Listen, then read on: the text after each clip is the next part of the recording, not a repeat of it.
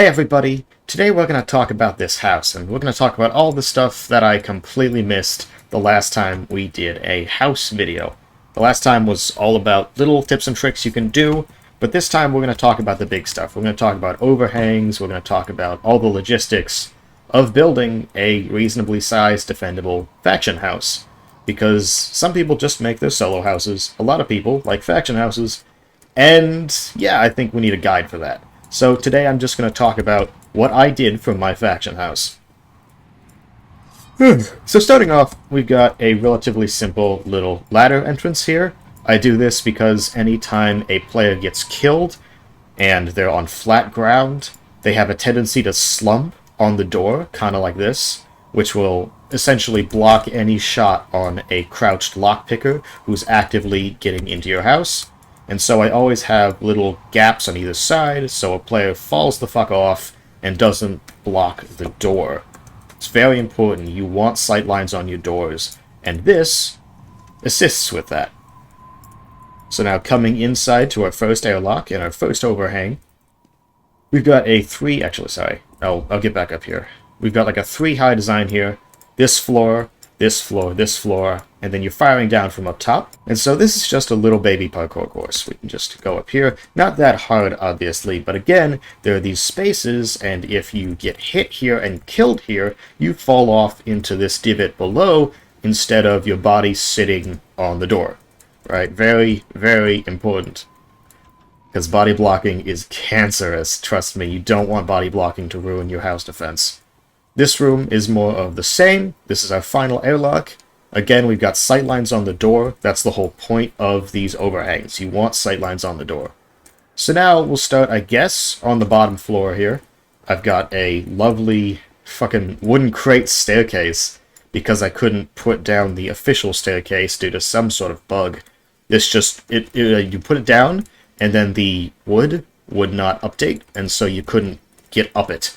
It was still difficult to explain. Essentially, that rectangle there, it wasn't here when I put my stairwell down on this floor.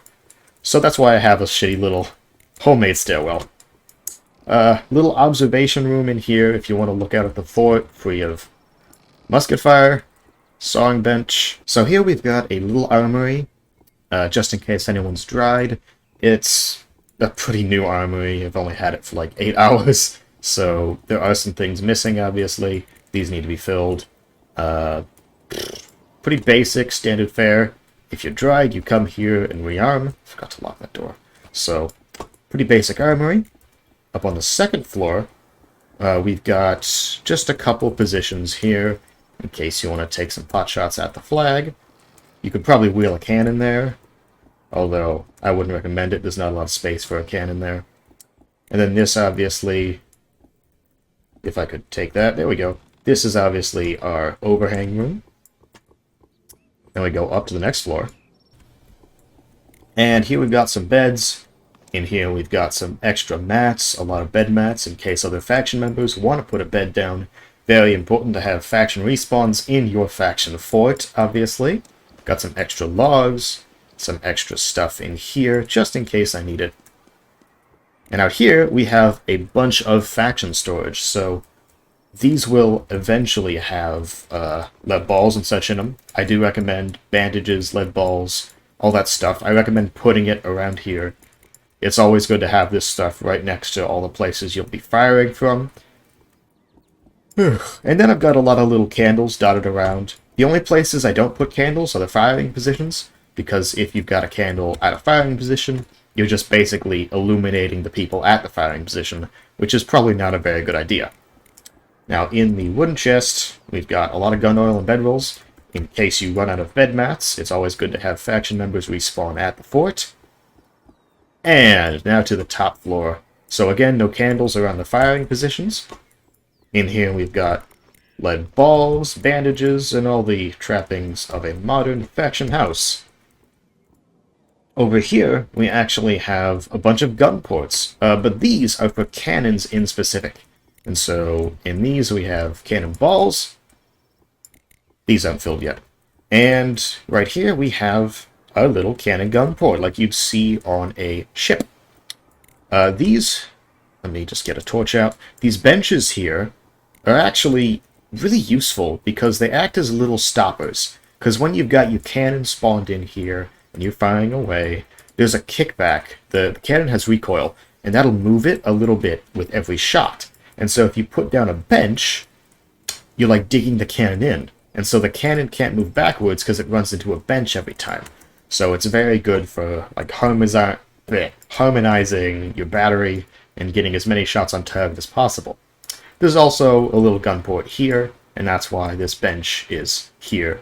Although I'd have to move this backwards a bit if I wanted to get that ready on the cannon. So now we go in here, this little baby house, and this is where all our cannon parts are. I do recommend getting ramrods, by the way. Everyone forgets those.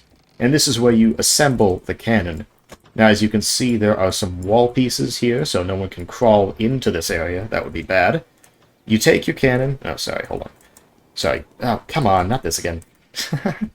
This is not my day. You take your assembled cannon, you walk it up this ladder, and you would, once I get up the ladder, jump off the ladder on here, come on, and then jump up. Obviously, this is a kind of a lame design. This is a lot of wasted space. Initially, I would have just put the floor piece here, but because I have no idea why, for some reason, the floor piece wouldn't have an opening when I put it here. So that just didn't function. So I had to improvise and put that there. Doesn't really matter. If you ever have a similar problem, I recommend this kind of solution. And now we'll talk about the most important part of any house like this, the overhang mechanism, because overhangs are the only line of defense when it comes to securing a house fort against people. Overhangs are the be-all, end-all of house defense. They are so important to get done right. So let's talk about overhangs. Now, most shooters in this game have the camera on the right side of their body, and so I always set up my overhangs to be like right dominant. And so as you can see here, very easy for a right-handed shooter to aim down into the overhang. But when you switch up, how do you switch this? When you switch the camera to the left, obviously, it's clunky and awkward. So because everyone uses the right, that's what I set mine up to do. You don't need firing positions on both sides of an overhang. Just one is perfectly fine. Now, when players come in, and come in they shall, that's how this kind of stuff works, they will jump along, start picking. And all you gotta do, pop them. Very simple. That's how overhangs work. I recommend at least 2 high, because you can't have this door level. You can't have that as the top level of your overhang, because someone could jump off of this platform here and climb up the door, and they'll just get straight into your house. So you always need to have 1 floor above your door level. Now, I've actually got a 3 high overhang, or technically 4 high if you count the roof, because I like to have these platforms here, because it's just a little bit extra assurance. When the bodies drop, they're not gonna fuck over your defense strategy, because the bodies protect a lockpicker. And then we get to our second little overhang, and I've got a very simple peak right here. Uh-oh. Hello, player. Looks like a sergeant, I guess. I don't know. And then obviously, triangles. Triangles are always a good thing to have. I encourage you to put triangles on your roofs. Very solid defensive strat. Hold on a second. Is that guy... is he building? Bro is building up to my house. Yep. That's a house raiding strat right there, in case you're wondering. I guess we'll draw this to a close before that guy tries to get in the house real quick. So yeah, I highly recommend triangles. Triangles are freaking awesome. The better the sight lines you can get, you know, the better your house works in general. Got some little positions here, some little positions over here. And overall, I just strongly recommend putting all this shit on the top floor. Because, like, the taller you make all of this stuff, the less chance people will be firing down onto you.